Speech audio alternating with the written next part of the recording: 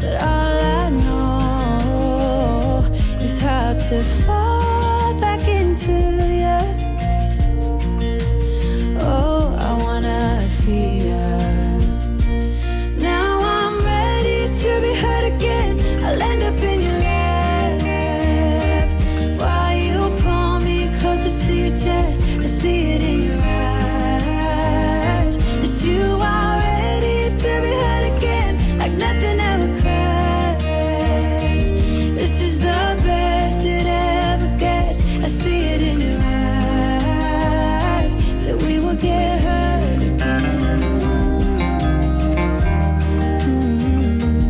We will get hurt again.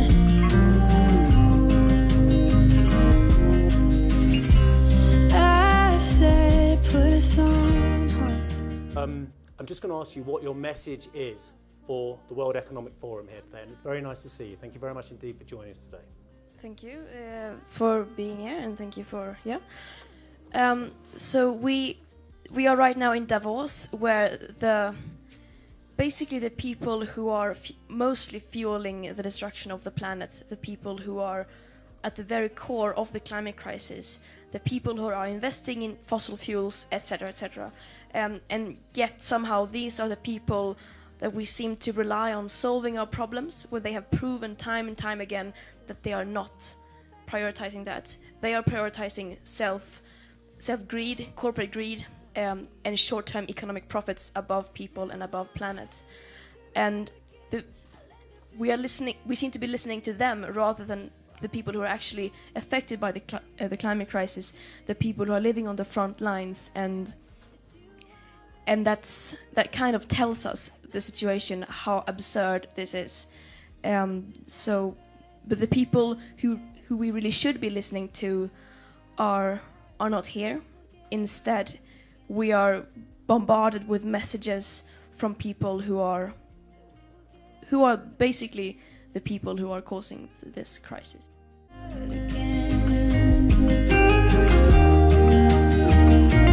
we will get hurt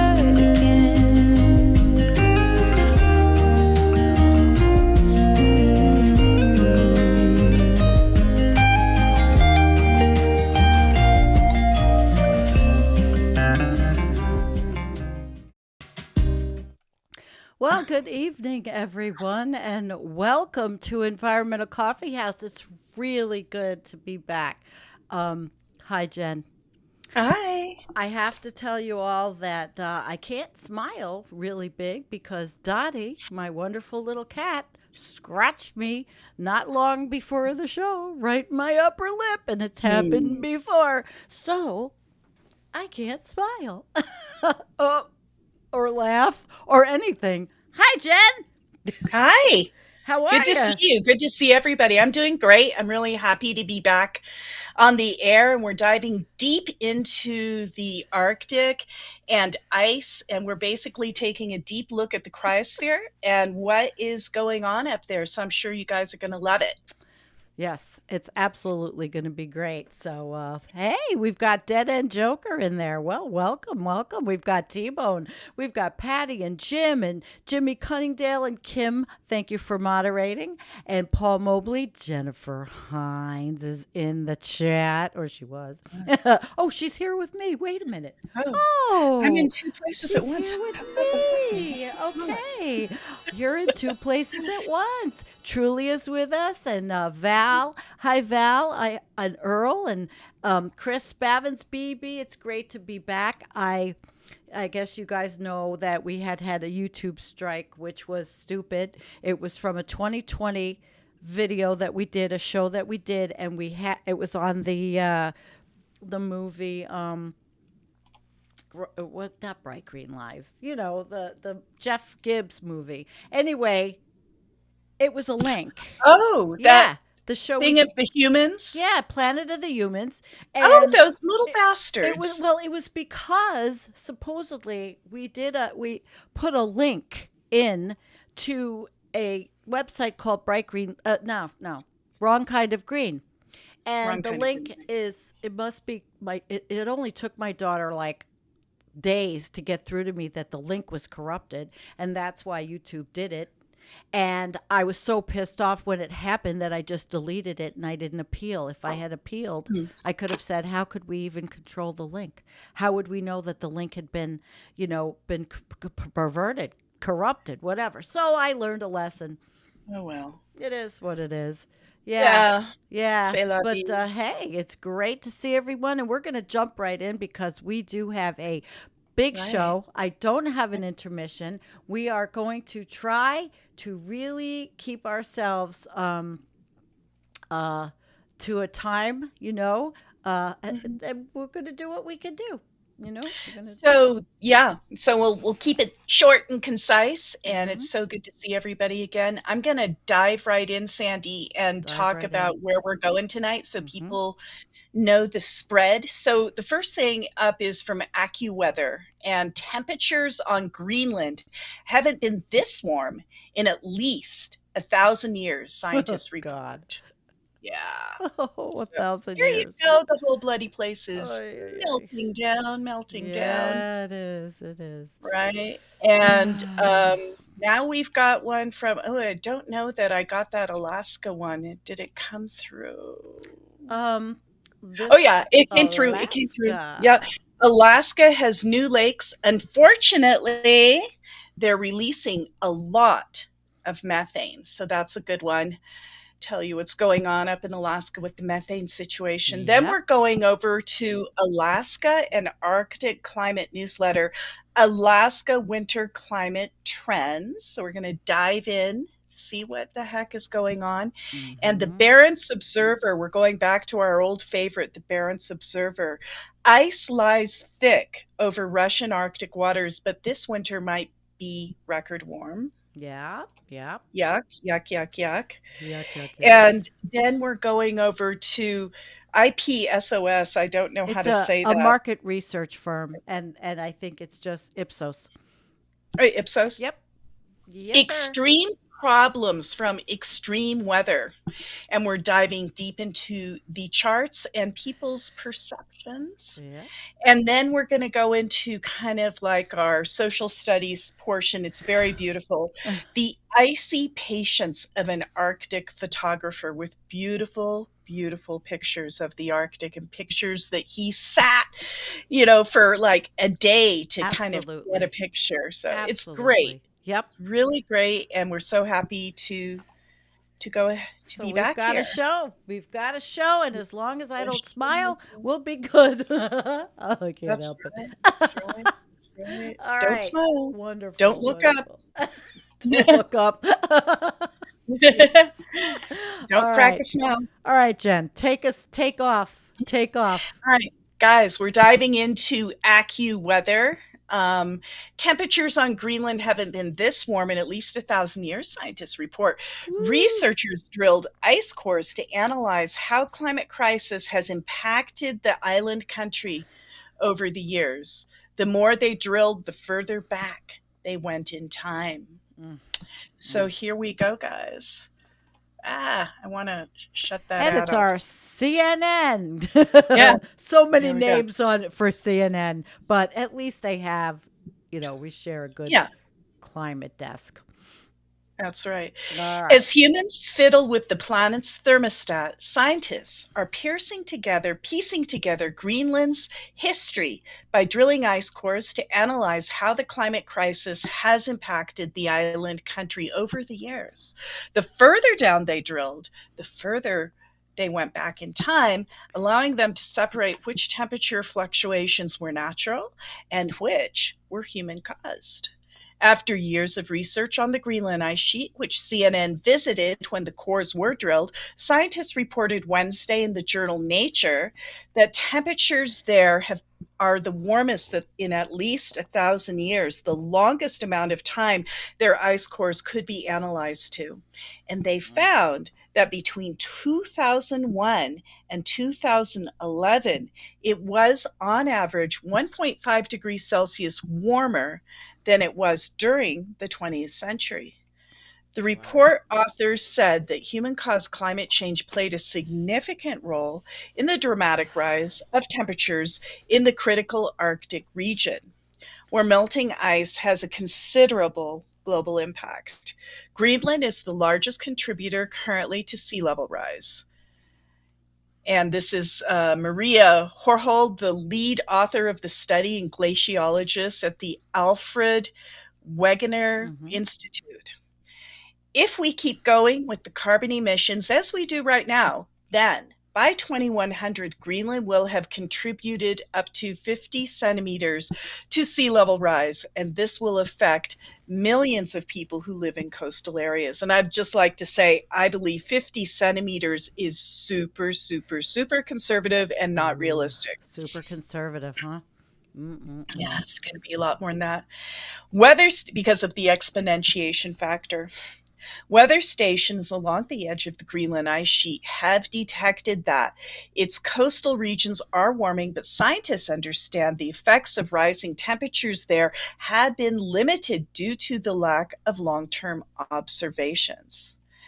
Understanding the past, Horhold said, is important to prepare for the future consequences. Quote, if you want to state something is global warming, you need to know what the natural variation was before humans actually interacted with the atmosphere. Good point.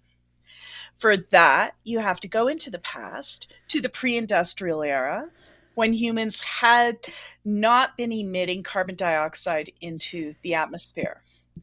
So during the pre-industrial times, there were no weather stations in Greenland that gathered temperature data like today. Nothing like stating the obvious, I guess. Okay, yeah, that's true. That lip bleed. Sorry.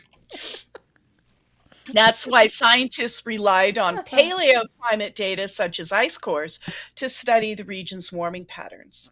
The last robust ice core analysis in Greenland ended in 1995. Are you joking?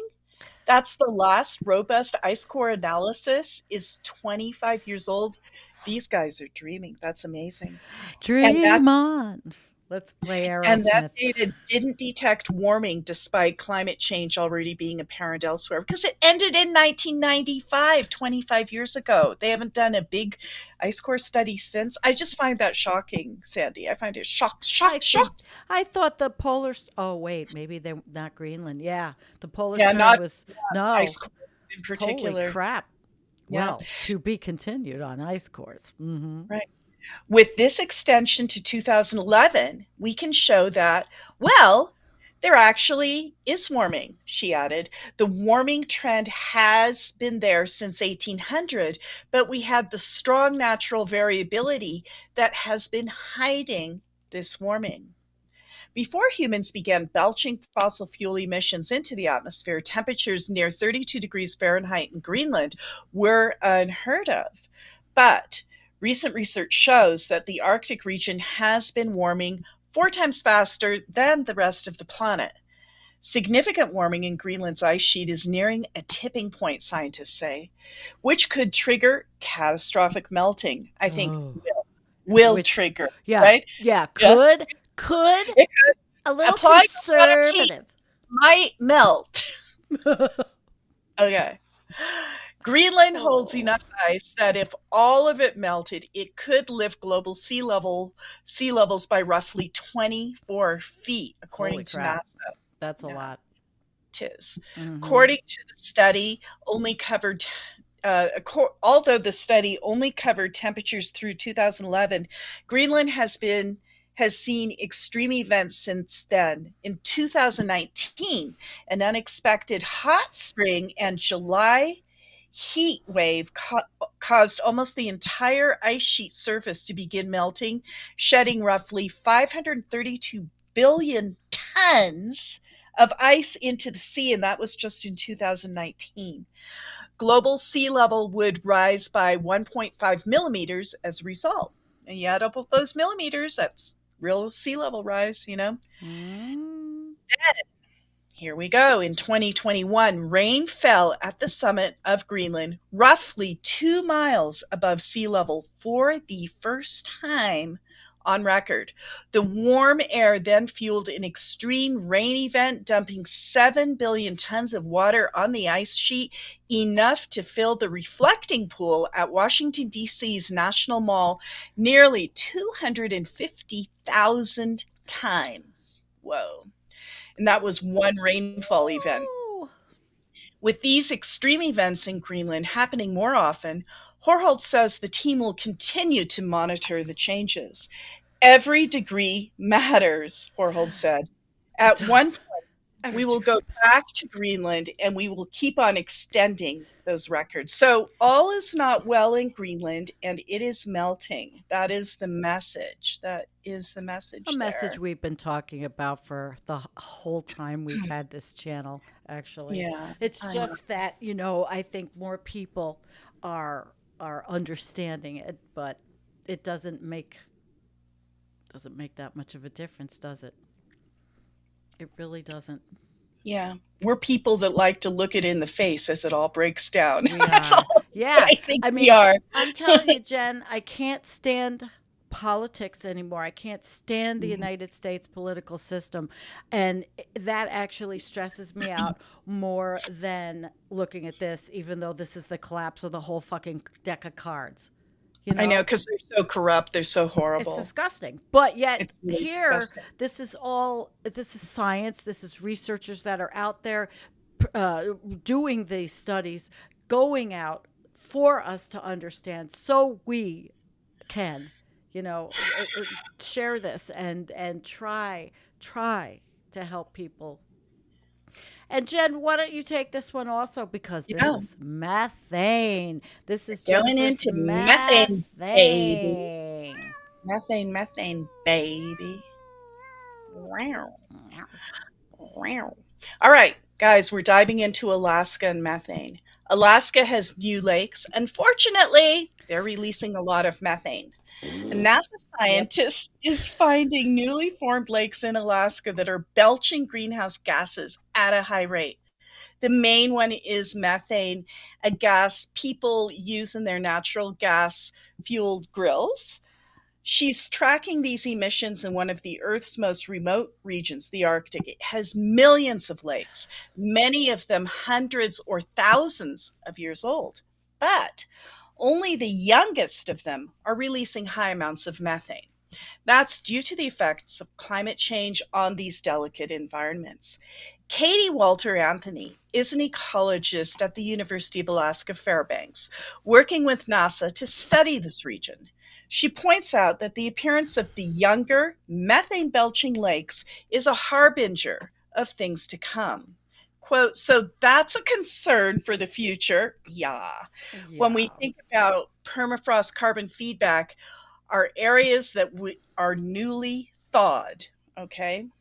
One of Walter Anthony's jobs is to sample the gas content at the lakes in the region using methane collection devices that bob on the surface of the water. The bottles will be taken to the lab and the gas analyzed. But in the field, there's a quick way to tell how much methane is in the lake. Simply light a match at the end of the bottle's valve. Oh, like fracking people's sinks.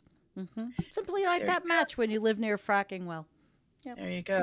A flame flares out, flame flare, out of the presence of in the presence of methane, almost like lighting a camp stove. And everybody here has seen how that looks. And there's a picture of them about to explode some of this methane. Do I have an explosion? Well, climate change and permafrost thaw equals more methane. Walter Anthony has been studying the Big Trail Lake in Alaska. It's a good example of methane-rich Thermokarst Lake that formed less than 50 years ago, she said. Big Trail is one of the several at the focus of NASA's Arctic Boreal Vulnerability Experiment, which is also known as ABOVE, an acronym for above. That's kind of cool. Arctic Boreal Vulnerability Experiment. A project which looks at how quickly climate change is affecting the Arctic regions. The symptoms of this change are reduced Arctic sea ice, thawing of permafrost soils, decomposition of long frozen organic matter, widespread changes to lakes, rivers, coastlines, and alterations of ecosystem structure and function. The above project has been conducting an airborne campaign since 2017 as part of NASA's terrestrial ecology program. It studies parts of Alaska and Western Canada. Mm. Young lakes like Big Trail Lake are harbingers of things, says Walter Anthony, as she tracks the formation of Thermokarst in general. She's looking at how the changing climate will cause more of these lakes to form as more permafrost melts. She's probably Lakes, really cool, Jennifer. she probably is. I bet Hmm. she's super cool. Yeah. Yeah. Lakes like Big Trail are new, they're young, and they are important because these lakes are what's going to happen to the future, she explained. Forming a thermokarst lake. Big Trail was created at subsurface as subsurface permafrost thawed. As that underground ice melted, the ground it was frozen into collapsed and formed Ooh. a watery sinkhole. The fine details are more complex. When a permafrost layer thaws beneath lakes, things start to happen. In general, microbial activity increases, the pathways form in the permafrost. At Big Trail Lake and others in the region, the microbes digest dead plants and other organic matter in the previously frozen soil in a process that produces carbon dioxide Mm. and methane. Mm. Sometimes permafrost thaw can form long, empty tubes or chimneys under lakes. These are the things that Yeah. really kill it. Absolutely. These these allow methane and other gases trapped deep underground to escape. This release of geologic methane into the atmosphere is also happening at Ezia Lake, another of Katie Walter Anthony's above study sites. At Big Trail Lake, it's like opening your freezer door for the first time and giving all the food in your freezer to microbes to decompose. Oh, As they decompose it, they are belching out methane gas. I need some of those in my refrigerator. After my house guest left. No comment. Okay. The seasonal freeze thaw cycle also traps and releases methane. As the lake freezes in winter, methane bubbles prevent ice from forming. That creates an area of open water that allows methane to escape throughout the season. In other areas, the methane bubbles create frozen domes of ice on the surface of the lake. It's a natural process, but over the past few decades, it has been accelerated by climate change and warmer Arctic temperatures. Mhm. Quote, once the ice is formed on these lakes, the rising methane bubbles will freeze into ice, explains Franz Meyer, chief scientist at the Alaska Satellite Facility in Fairbanks. Meyer is also one of the chief scientists for NISAR, a joint NASA and ISRO satellite that will study our planet and the Arctic in particular using airborne radar. It's Cool. a challenging mission, part of NASA's larger interest in tracking methane from Yes. space, Yes. the air, and the ground. Good. Good. We need to do this. Yeah. Quote, these bubbles that we have seen in the ice change the way the radar signal interacts with the ice surface, he explained. Radar waves bouncing off the surface of the lake or the land can detect roughened areas. Some of that roughness comes from methane bubbles just under the surface. Thermokarst Lake with high roughness likely has methane content in its bubbles. And the Wow. science team finds that they tend to have a higher methane emissions than smooth lakes. So rough lakes, bad. Smooth lakes, good, I guess.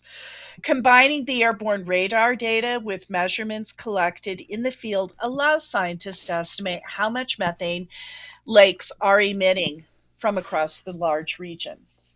The Oh, formation that's of good. new thermokarst lakes will continue as global climate change raises temperatures. The Arctic regions, like the one that Walter Anthony is studying, are almost functioning like canaries in the coal mine. Their higher than normal emissions will continue to pump greenhouse gases into the atmosphere, enhancing future cycles of melting and methane releases. And that's it. So, methane, guys, methane is on the rise. And of course, as we all know, that is a self reinforcing feedback. So, It sure is. And you know the what, more, Jennifer? You more it know what, rises, the more Jennifer, it rises. tonight? What, We're going to what? give methane the old heave ho. We're going to flush it. Earl is here. Hi, Earl. Hi, Earl. We're going to flush that methane right down the I'm gonna toilet push with all the that other metal methane. right down my hair. We're Just going might to work, man. flush the methane right out of our hair. Oh, And jeez. send it on its This way. way. Here's a Broadway picture. tunes. Broadway tunes, anyone? All right. Well, we're going to move on. And this is one of Jim Mass's favorite guys. This is Rick Toman, who lives up there in the Arctic. And I thought I could hopefully read this without splitting my cat Uh-huh. scratch lip. So he says on January 18th, and he has a nice, a decent newsletter. So I'd say all of you should subscribe, even though it says subscribe. I'm subscribed, not on this. I'm subscribed on Google. So days are rapidly lengthening in the north now, but there is still plenty of winter weather ahead. Here's an update on a 50-year midwinter December through February climate trends.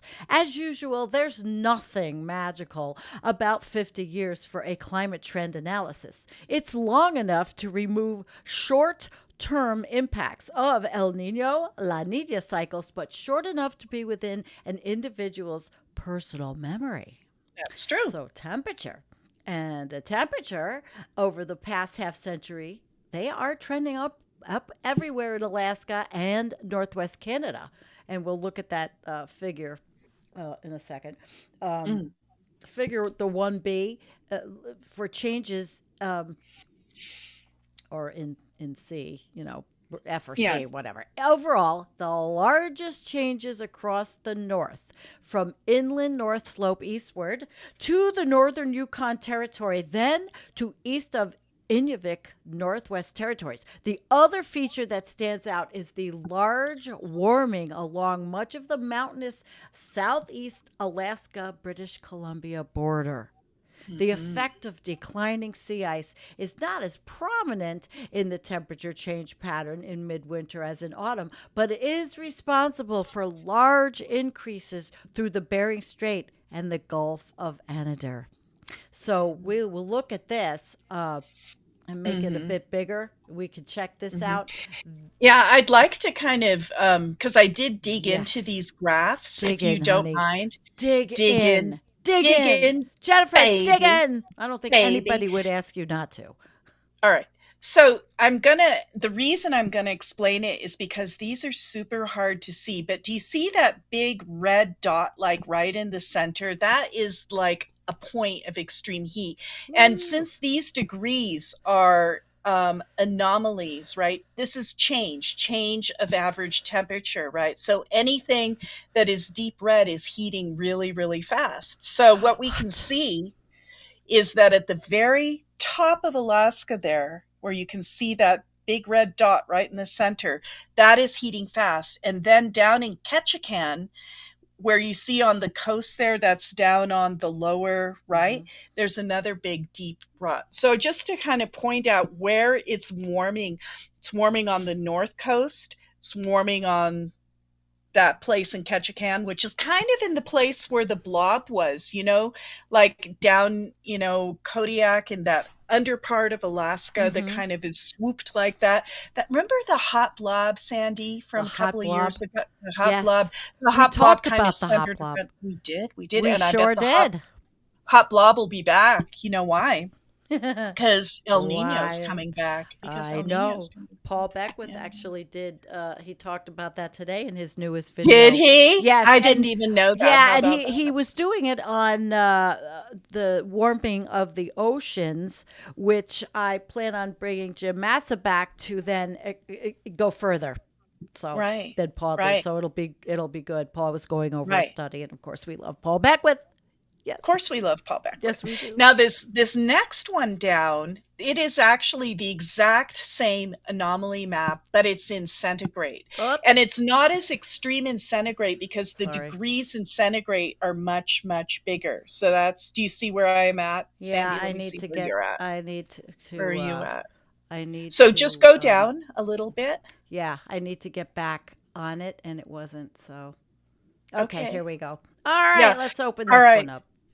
All right. So here we are, guys, and it's the same thing. It's just the anomaly in terms of centigrade. And the reason it's not the extreme uh, pictorial, right, temperature with that deep red is because centigrade degrees, you go up 6.5 centigrade, which some of those areas are going up Ooh. 6.5 centigrade. That's huge. And that's what we usually quote in degrees centigrade. So I'm looking at this and I'm like, holy crap. If these areas here, the north coast of Alaska and down in Ketchikan there, and then various areas along the coast, all those areas there are all along the coast, and they're all going up. And the highest is around 6.5 degrees anomaly. It's just huge. It's just huge. It's huge. Wow. Yeah. Wow. So yeah. And so the next one, and do you mind if I just read this No, tiny little sweetheart, paragraph? Okay. All go right. for it. All right. All right. So we're going to dive into precipitation. So we're going to combine the warmth with precipitation and see how it's all acting. So precipitation, midwinter precipitation is increasing virtually everywhere in Alaska and Northwest Canada along the Gulf of Alaska coast and parts of the interior and Southwest Alaska. This is a little bit word salad. Sorry. The increase are not that large. So I think what they're saying, inside the land, it's not as much as on the coast. That's basically net. The widespread extent of increasing winter precipitation suggests that this is not the result of a multi-decade storm track changes, but rather consistent with what we expect to happen at high latitude in a world with warming atmosphere. So here we are, again, back to Alaska. If you guys can see the outline of the land, it's a little complicated to see the outline because it's not very, they didn't print it very black. But look where this is also an anomaly map, and this is changes in precipitation, right? Check out where this huge change in precipitation right there in the Bering Strait. Isn't that interesting? Oh. Do you see that? It's right between Russia and Alaska, and it's also going up, right? Do you see like there are blobs and blobs and blobs? And then right when you get through the Bering Strait, it dumps. And why does it dump? It dumps because all this hot, warm, wet air is jamming its way up into the Arctic. Why is it jamming its way up into the Arctic? Because the jet stream's all screwed up. And so it's jamming its way up into the Arctic and it hits colder air and it just dumps itself. So there's a lot more precipitation, rain, snow, or whatever in the Bering Strait and leading up into the Bering Strait. This reflects in the land a little bit, but not that much. In fact, if you go down south to Ketchikan, where that big anomaly was, that's actually drier. That's actually a place that's drier, which is kind of interesting. Very interesting. Yeah. Very So do you want me to read the next Go paragraph, for Sandy? it. Go ahead. Snowfall. Snowfall during Snowfall. midwinter is increasing over much of mainland Alaska, consistent with increasing precipitation. In many areas south of Brooks Range, the increase in winter snow is roughly balancing out the decrease in autumn snow. However, along the Gulf of Alaska, The winter snowfall shows little change at this scale, and across the outer coasts of Southeast and over the Aleutian Islands, snowfall is decreasing even as average precipitation is steady or increases. These are where the winter average temperature is at low elevations and are already near or above freezing, so even a small increase in temperature changes the phase of precipitation from snow or rain. And this next one, the Damn. percent change in midwinter snowfall, look how much this land is changing. This is significant. So this is snowfall only. And check it out. In the south there, and you've got, again, the biggest decrease in snowfall right near Ketchikan, right? Do you see that? Where it's all kind of brown? Yeah. And then look up again, going right through the Bering Strait and into the interior of the land a little bit there. That is where it's all increasing and pushing through. Isn't that amazing? I find it fascinating. It's fascinating, Jennifer. Yeah, it is absolutely fascinating. is. It's so fascinating. So yeah, land is changing, and this is happening fast, fast, fast. So, Sandy, question for you. I kind of did that one myself. I'm sorry. The next one is from the Barents Observer, and I'll just go ahead and launch into it. Launch So- into it. Launch Okay. into it. I'm happy. I'm very happy. Good, good. I just don't want to take over if, you know. Honey, I'm so happy. Good. I'm happy too. All right. Here we go, guys. Let's go into this. Ice lies thick over Russian Arctic waters, but this winter might be record warm. Ship captains are battling with major volume of sea ice across Russian far north. But the troubled navigation notwithstanding, temperature data shows that the Arctic has almost never before been this hot. Whoa. That's amazing. Yeah. The coldest period of the year is settling in across the Arctic. Waters are long frozen, and now the layers of sea ice grow to seasonal high. But the temperature in the far north is not as freezing as they used to be. I can tell that this guy, English is not his first language, just the way it's written. It's kind of cute, right? Yeah. Yeah. It is. So if I read it kind of funny, it's not because I'm stumbling, I hope. No. It's just because the English is a little unique. According to the Russian Meteorological Service, Roshidromet, the year 2022 was the second warmest on record in Russia. All of the country's 8 federal districts were abnormally warm, and the biggest deviations from the norm were found in the north. Temperature data shows that parts of the Kara Sea were an average of 5 degrees C above normal, and that all of the archipelago of Novaya Zemlya and the Tamar Peninsula and the Yamal Peninsula were about 4 C above normal. Major parts of the Barents Sea and the Laptev Sea were 3 degrees above the norm. So basically everything is abnormally hot, and X marks the spot. I mean, so look at this graph. This is so can't make it interesting. I too can much tell bigger. you. That's okay. I can tell you what we're looking at. So all we have to do is focus on like the little bullseye where it says +5. Do you see that +5? Yep, right up there. That +5 is hovering over Novaya Zemlya in the Kara Sea. Coincidentally, that was also where Tsar Bomba and the Russian nuclear testing facility was on. Do you see? I keep saying it and I keep noticing it. Yeah. And remember also Novaya Zemlya is where all of the geologic methane is coming out of the limestone crests. We've And if talked they about were that. just sitting there bombing the hell out of this little ice Arctic island, Novaya Zemlya, for years and years and years. I mean, they were setting off giant bombs, and the biggest atomic bomb that ever went off in the history of the world was in Novaya Zemlya. Novaya Zemlya is a nuclear testing site. And it just happens to be that that's also the hottest site in the Arctic. Do you see how X marks the Crap. spot? So amazing, Yes. right? X I marks think the we've spot. we've disturbed the dragon. Yeah. Mm. We've disturbed the dragon, but it's all Years around there. And ago. the Laptev Sea is just to the right of the five. So if you kind of go to the right of that bullseye, that's the Laptev Sea. If you go to the left of that bullseye, that's the Kara Sea. The whole thing is abnormally hot, hovering over Novaya Zemlya. Mm. Other parts of the Arctic experienced a similar trend. Parts of the Canadian far north were in 2022 about 3°C warmer than normal. The same goes for Norway's Svalbard archipelago. A number of extreme phenomena were registered across the region, among them a 6 to 8 degrees C above average temperature in the East Siberian Sea in December.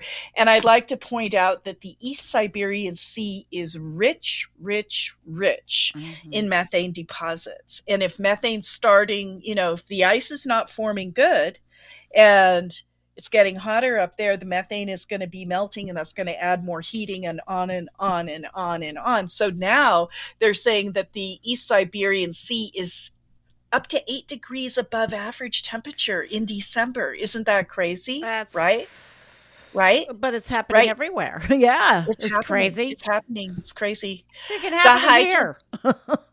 I know. The high temperatures are accompanied by dramatic melting of sea ice.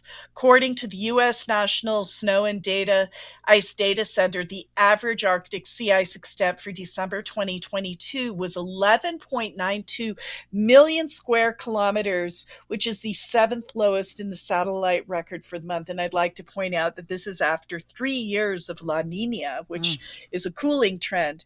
And with that cooling trend going on for 3 years, it's still the seventh lowest in the satellite record. And that's just extent. We're not even talking volume. We're not talking depth, right?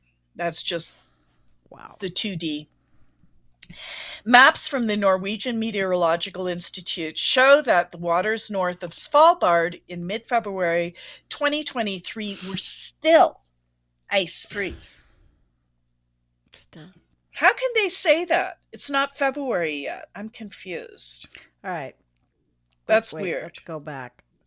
Yeah, but only parts. Only parts. Okay. But it's not February. Maybe it's Oh. a projection. You see? Waters north in mid-February we're still ice-free. Because Well, we're not let's February. see. We haven't been to February yet. No, he We're wrote not this in February. January.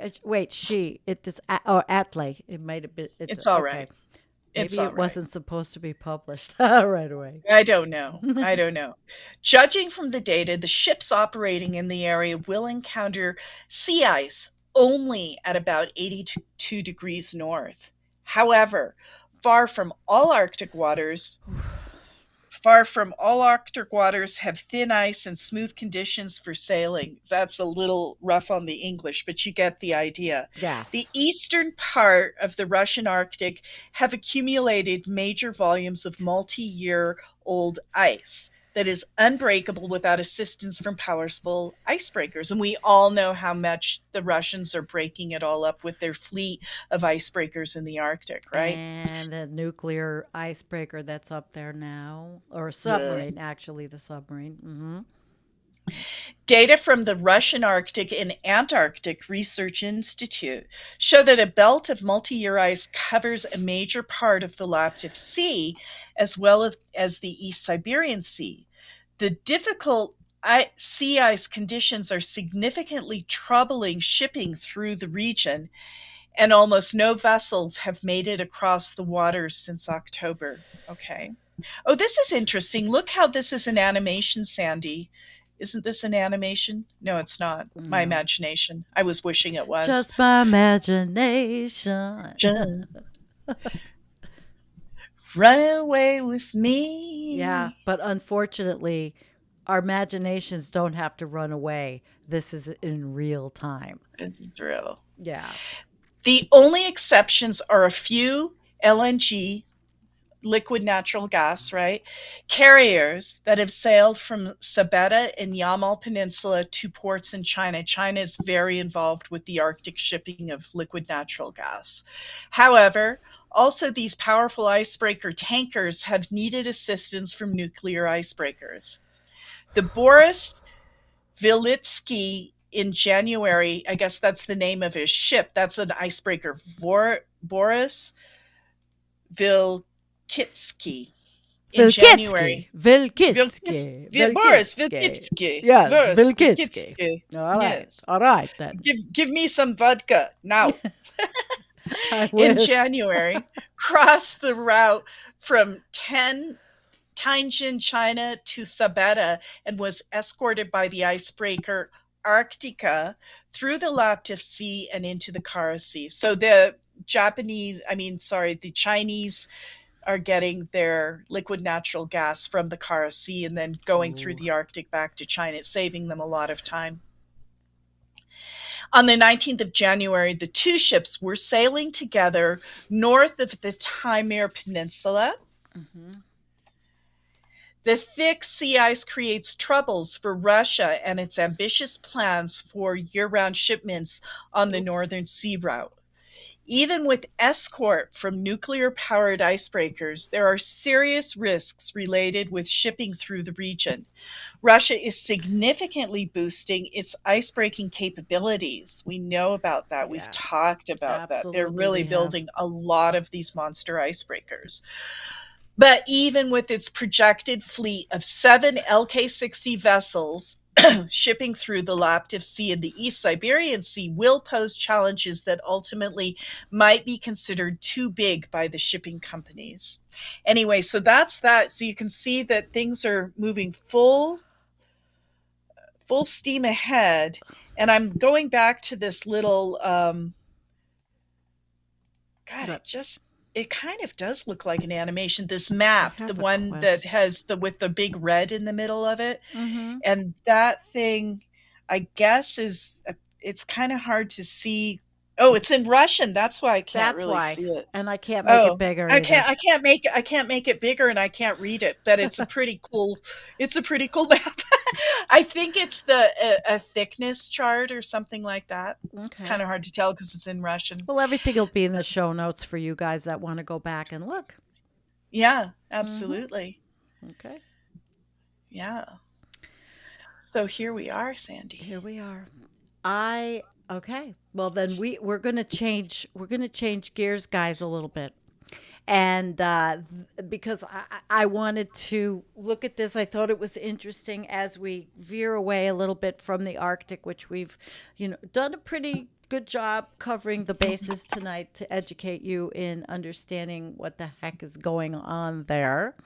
I wanted to do this one, which is the market research firm Ipsos, and they are the people that do all the number crunching, data statistical analysis.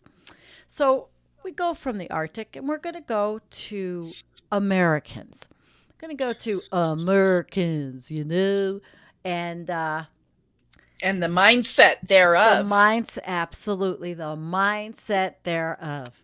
So story after story shows apocalyptic scenes of rushing water. Is that?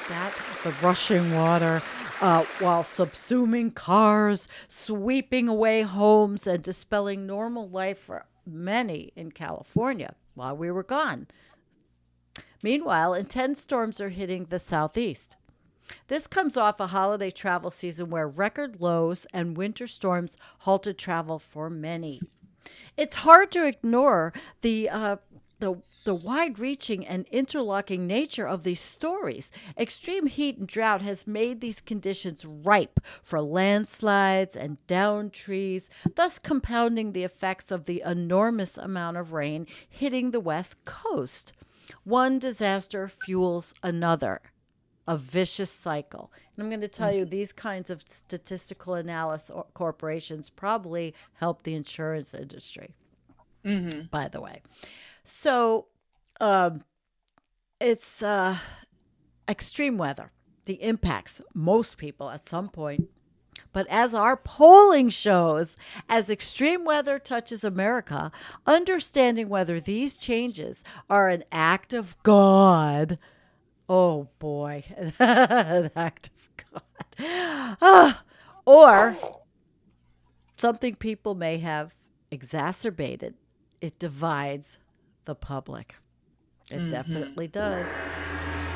So, below, in 5 charts, we unpack how the public sees extreme weather. Number 1, slow but steady. During the past 10 years, Americans have grown increasingly concerned about the environment and climate. While not a top tier problem compared to issues like the economy, it is a consistently sizable contender in the issue landscape. So, Jennifer, it's not a top tier problem. I guess, we are so fucked. It's not a top tier problem. I'm sorry. No, it's not. That we are no. going down the toilet and, killing all life on Earth. Not really top No, tier not at problem. all. Not at all. It's All a secondary issue. Yeah. Yeah. But okay, so Americans have increasingly concerned. What do they say? One step at a time. So let's look at this. Over the past decade, more are concerned about the climate and the environment. So, in your opinion, what is the most important problem facing the U.S. today? And here we go. I can't make this too much bigger either, but this is in 2012 up to 22, the most important issues as far as environment and climate. So I guess, see, the graph has gone up. People have So become now more, 8% think it's a top tier yeah, problem. Up from 8%. 1%. So we've gone from 1% in 2012. So in 10 years, we've gone from 1% to 8%. Does that mean in another 10 years we'll go to 16%? Yeah, Is it maybe. going to double? I Yeah. don't know. They'll be clutching and trying to breathe as we go up. So that's the Americans as far as what do they think. And then the next one is, and why can't I move this? The real deal. I can't get it to go up for some reason. Hang on. I'm going to have to put this over again. All right. So, real deal. Over the same period, nearly all Americans report experiencing more extreme or frequent weather events. There are some differences here by demographic, but it's clear. Increasingly frequent and intense weather is the reality many Americans are facing. And the proof is in the pudding. So let's take a look at this one. Hopefully you guys can see it. I know it's tiny. We'll read it to you.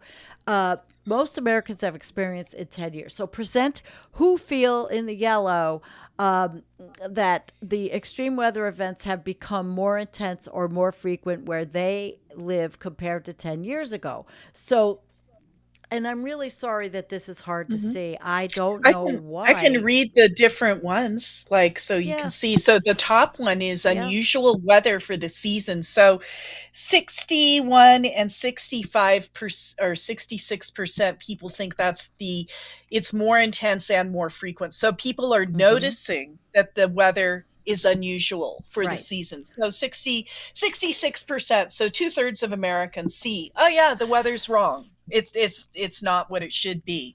And then 55% and 53% respectively feel that the extreme heat is more intense and more frequent. So it's like half of America is seeing more heat and they're acknowledging it consciously.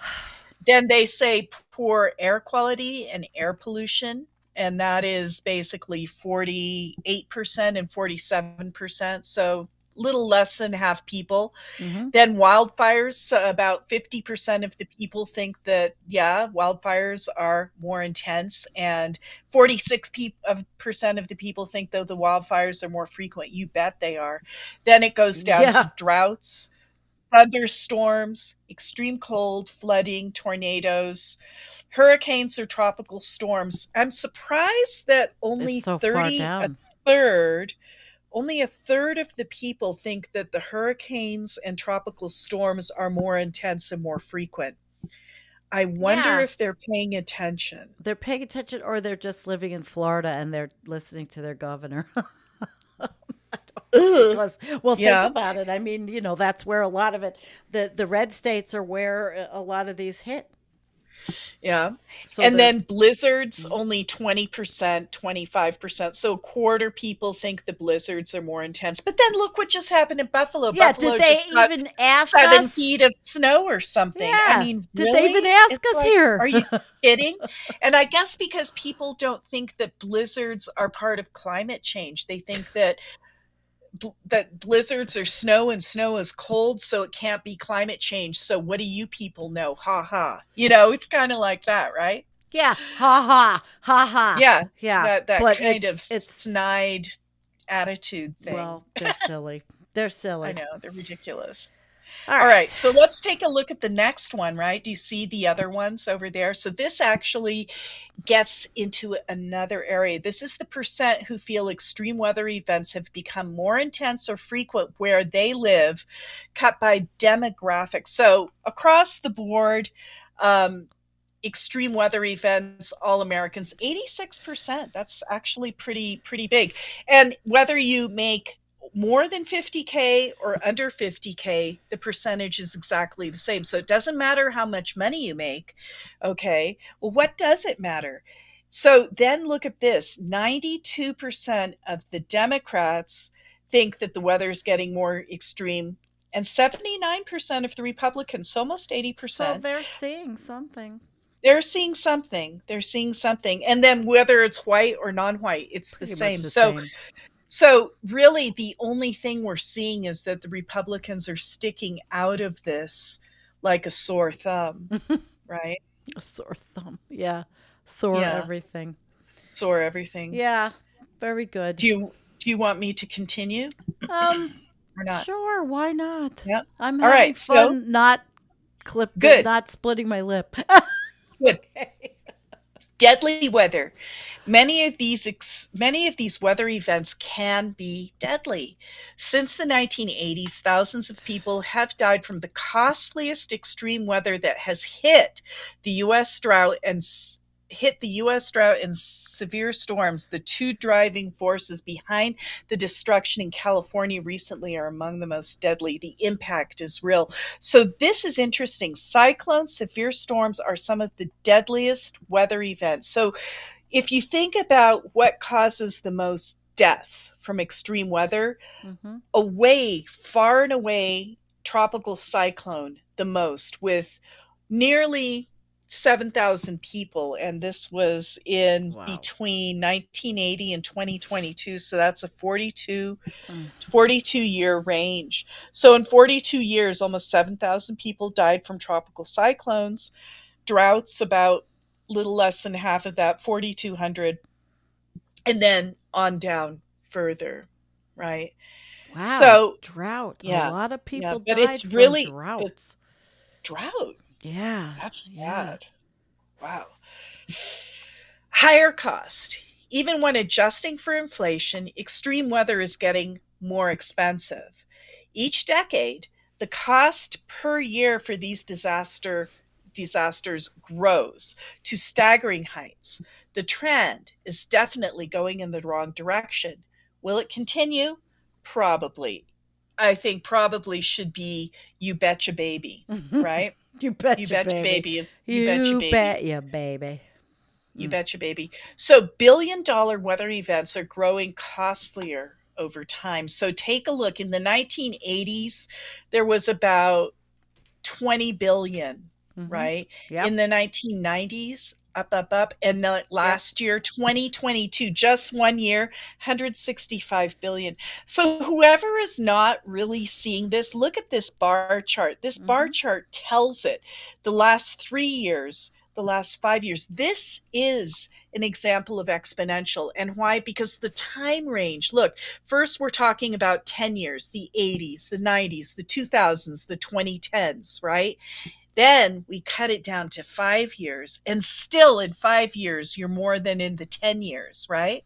And then in the 3 years, and then just in 1 year in 2022, 165 billion. And I was just in Florida, and they're my mother's friends are all talking about the insurance industry. Yeah. Dropping them and not insuring and going up and oh yeah, it is on her friend's mind, Mm-hmm. her Mm-hmm. friends may not be your typical village's resident, but Mm-hmm.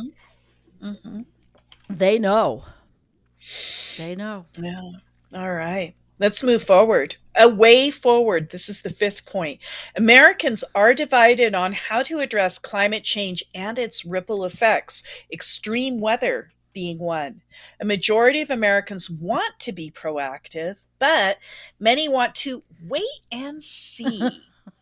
They should just What wait. is The data's proactive not in. anyway? Let's wait. We don't know. It gets hotter, it gets colder. But what is Yet again, proactive anyway? I mean, there, that it's like what is it? The same side of the coin in a way because of you get in green energy, and then we are mining and using yeah, fossil fuels. It's such a conundrum. tis. Ugh, Tis. yes. Yet again, we see a nation divided. One side red, the other side blue. Look at the numbers. The partisan difference is striking. And here, looky here at this here nice Looky. green, and looky here at this here thing. The orange, the green, okay? Which of these is not like the other one? I would say, which of these is really not like the other one? The Republican bar, which is the third bar down. The Republican bar, remind me not to go there. Yeah, don't go to the Republican bar. You never know what they're going to put in the liquor there. No, Oh my Caleb God. They says might, there's no left. It's all yeah, right. yeah. Oh, that's funny. Yeah, they might slip you a Mickey if you go to the Republican bar, right? So let's take a look. What is green? Green is making changes today to reduce the worst impacts of climate change before they happen. That sounds like a logical thing. If you're killing all life on Earth, if your planet is Stop. burning up, if you can't raise your food, you should make changes today to reduce the worst impact of climate change before they happen. That's what a normal, sane person would think, right? But that's not really the way the Republicans are thinking. 57 or almost 60% of Republicans believe the orange, adjusting to climate change as it happens in order to minimize disruptions to daily life today. And, gray is skipped, so we don't pay attention to it. They don't care enough even to answer. Oh man. So this is like so puzzling. I call this graph the revelation of the mental condition. I mean, look at the difference between the Democrats, which are 90%, which want to be proactive, get ahead of this thing, start making changes before it really hits you in the face. Only 40% of the Republicans feel that way, and 57% of the Republicans, are probably 60 because a couple percent didn't answer. So 60% of the Republicans feel that, we'll adjust as it happens. We don't want to mess up our life. We don't want to get inconvenienced. We don't want to change. Actually, we don't want to look at it all. Maybe the Republicans are happy carrots, right? So they're in the soil, they're living there in the soil, and they don't look around, and they're happy carrots. Happy carrots. Okay. Yeah. Yes. Yeah. I have a carrot-covered microphone tonight. Carrot-colored. Happy carrots. Happy carrots. Extreme weather is real, and Americans agree. This is now our reality. But not all people agree on what is causing this and how to address it. Polarization rears its powerful head yet again. And that is the main problem with our deadlocked American system. It's just made to cause deadlock like this and polarization and bad feelings and not deal with the problem. As these conversations play out among the public, the tangible and deadly costs of these extreme weather events are undeniable and growing. As the consequences pile up, the nation remains divided on climate and a way forward. Yes. So that's pretty interesting. That's an interesting to see how people are thinking about this as the world turns and as the biosphere dissolves, right? Yes, and we have 3 comments that I'd like to bring up now before we Oh, move on please. because we're at an hour. I want to answer this. Giant Curve, Environmental Coffee House, and Jennifer doesn't making changes go against doomerism? Okay, doomer Now, this is adjacent. this is a complicated Yeah, question. yeah. Yeah, right? It doesn't because we're not necessarily, at least I'm not of the ilk that fuck it, don't do anything, don't change, don't do this, don't do that, doomer adjacent, like Jeremy says, Dr. Jeremy, who is our guest. Doomer We adjacent. Yeah, I Yeah, agree with that. I yeah. mean, I really do believe in making changes. If I didn't believe in making changes, and I know they're futile, but I still make the changes. Yes, I still make the yes. changes, and I have a little app, and I'm just going to look it up right now as we're talking to see exactly how many tons of carbon I have caused from not going into the atmosphere. I'm going into my solar panel app right now, and I'm going to go in, and this is just over 3.5 years or 3 years of having solar panels on my house, which I Okay. did 3 years ago. And in those 3 years, I have saved 78,000 pounds of CO2 going into Not bad. the air, and it's equivalent to planting 600 trees, And so that's I can just kind of even show you. Oh, it doesn't show. Look no, at that. That but doesn't show. Jennifer, Doesn't that's show. But even with the manufacturer and all taking, so no, it's controlling not. for It's them. not offset for the Okay. manufacturing. That's All right. that's that's up above and separate. They don't calculate All it that right. way. But they say once you have the solar panels, so I've saved 78,000 pounds of CO2 going into the atmosphere. Does it matter? Will it change the fate of the Earth? Absolutely not. But I still do believe that I mean, this is only my personal belief, but I believe that we do have a moral obligation Mm-hmm. I to feel do that way. something, and I don't know what else to say about it, I you know. agree. Don't sit It's back. it Do what doesn't you mean that I can. don't see what's going on, Hmm. right? I don't think you can say because you're a doomer, you don't want to make any changes. I don't think it goes like that. And if it does go like that for you, more power to you, but it doesn't go Right. like that for me, and it is a personal And choice. we say WASF because in the bigger picture, humans go extinct. They're going to go extinct. Everything goes extinct. We're just hastening it. So we are. But Yeah. we are still here. And we've always said that. We are still here. That's why I do the things I do here. That's why Jennifer did her solar panels. I would love them. I can't afford them. Okay. Yeah. Paul left. He had a question, and I'm Oh. thinking this might be a little bit over what we talk about, but Yes. would a major decrease in solar activity, unlike anything that modern man has ever seen, change Earth's temperature over the next few decades and change runaway global warming?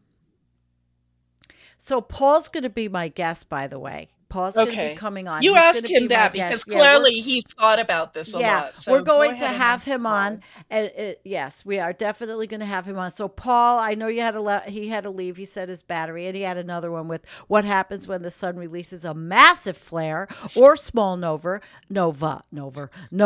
even that shut down our entire planets of infrastructure. No way of manufacturing everything we need is a major issue. So, Paul, if you're still here, we will talk about these things on the show we do together. But thank you. I wanted to make sure he knew that we were not ignoring him, even though I realized he had to leave. Okay, Oh. so we're going to move on, guys, to a nice ending. All right. We've been an hour. We're not going to spend too much time on this, but we do want to go over this because, yeah, it's CNN, but they have the money to do a story like this and bring this this Arctic photographer in. I don't particularly like that they were bought out. I never actually love them, but here we go. It's a nice article, and we want to end with something nice. Nice. The icy patience of an Arctic photographer. And Arctic photographers take some amazing pictures. And I'm not sure I can make them bigger, but this person, I think there's 12 of 12. So this is Florian Ledoux. And Ledoux is famous for aerial photography, especially his images of icy scenes in the Arctic. This photo, which won a number of awards, including the grand prize in Skypixel's 217 photography contest, was taken in the summer months and shows a male polar bear crossing the melting sea ice in Nunavut, Canada. So they're very sweet, you know. And I don't think we're going to read the whole thing, but the reality of wildlife photography is it's always on nature's terms. But that's the challenge and the attraction of it.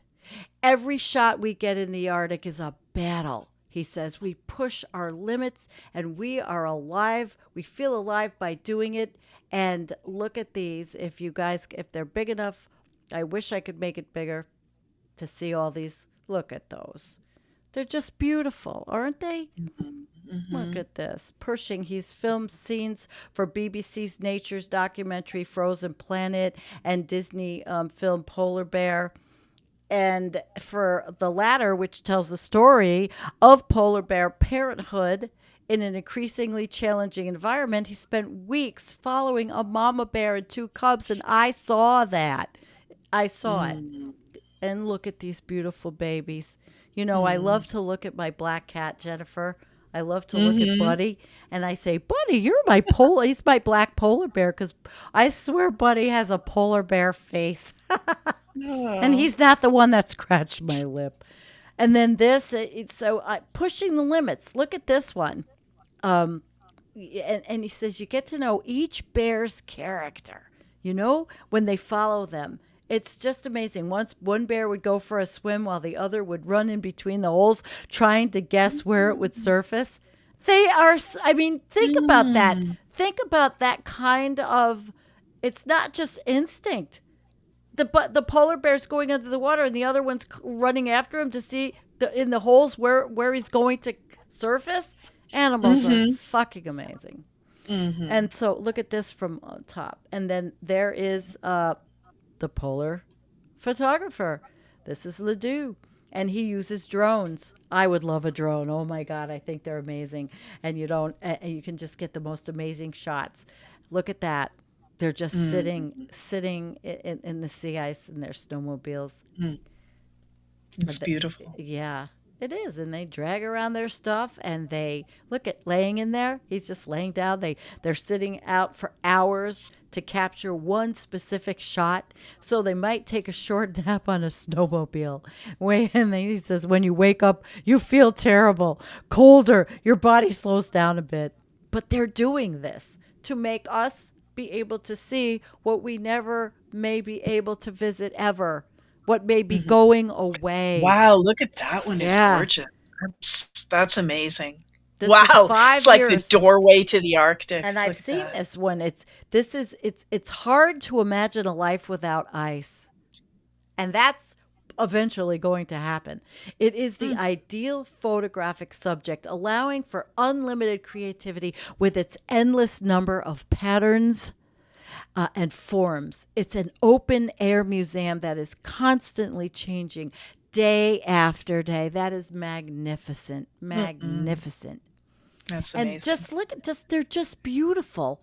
They're just absolutely gorgeous. And I bet some of the shots that I get and the videos that I get from story blocks, where I get some of my clips, may have been taken by Ledoux. So we're going back to the beginning. And it's wildlife photography on nature's terms. So beautiful. Yep. So we just wanted to go over that it will be in the show notes.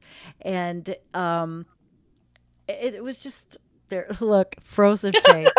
Frozen face. He says he lives for these days. There was a time last winter when the air was crisp, the sun was low, and an intense silence enveloped the sea ice. He spotted steam rising from behind an iceberg, and following it with his drone, discovered a large polar bear, a large male guy, little polar bear. His body was warm and he was breathing. Smoke came out of his mouth like a dragon.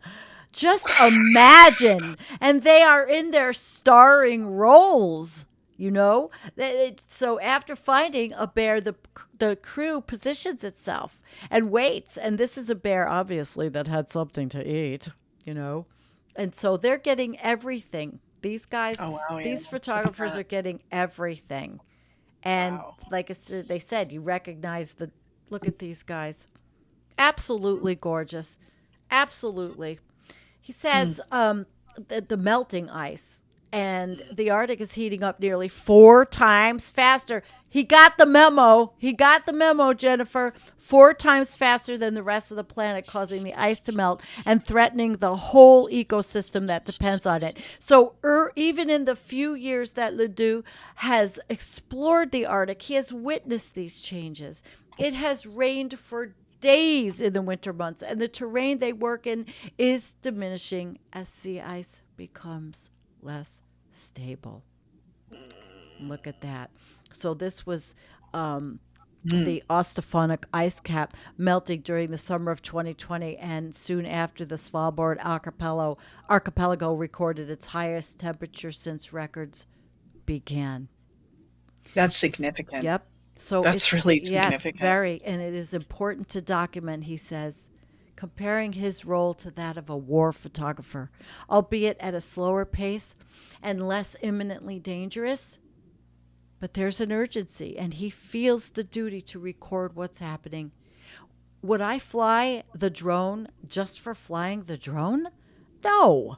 The drone is a tool that allows me to capture some unique beauty and perspective of nature. So I thought that that was a great way to end our show and come back to you guys and say hi and see if anybody has any little comments that we could pull up before we say goodbye and thank you for coming. Jennifer, would you like to do the bring up the rear of for the show? Yeah, well, we're all here students, right? Every single person here, if they're tuning into this, they're students of climate change and all the facets of it. And today we dive into methane, the Arctic, Alaska, the cryosphere, what people are thinking. And, I think more people are becoming engaged. Does it matter, really? No, I don't think it matters, not at this point. Yeah. But there's some people that like to see what's going on, and there's some people that like to be happy carrots. So you have to decide: do you want to be a happy carrot or not? Happy And carrots. yeah, they're Yeah. happy because they're living in shit and they're Just married. there you go. I They're don't happy. even know. Do I have a shit sound? I mean, okay, that's the fart sound. Oh. If they're living in shit, here we go. Okay, they're living in shit. Well, anyway, they're living in the state of denial, and it's not a river. Denial. Yeah. No, All right, no. guys. Well, thank you so much for everything. Thank you for coming. Don't forget about our little fundraiser, our Buy Me a Coffee. Thank you, everyone. There are some very lovely people out there that understand that, what it takes to do this and the work it takes. And we love you. We really, Love you really guys. love you. So I am going to say goodnight. Jennifer, I love you. I love And you too. until next Friday, Same bat time, there, same bat channel. yeah, there we go. There we go.